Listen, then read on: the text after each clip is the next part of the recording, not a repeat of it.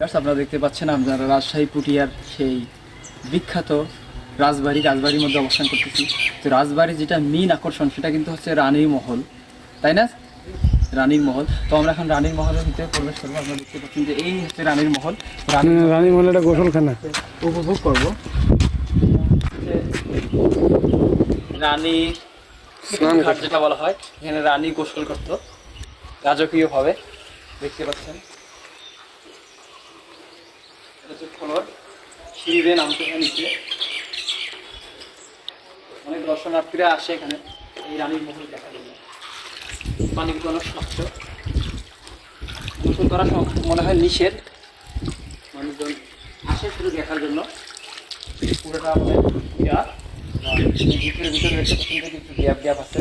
ওদিকে আবার বড়সড় আকারে পুকুর আছে। হ্যাঁ, পুরোটা সম্পূর্ণ আবদ্ধ আকারে রয়েছে পুঠিয়া রাজবাড়ির সেই রানীর মহল। রাজার স্ত্রী আর কি, ওনার জন্য সুন্দর করে সাজানো গোছানো ওই পুঠিয়া রাজবাড়ির রানীর মহল। আসসালামু আলাইকুম।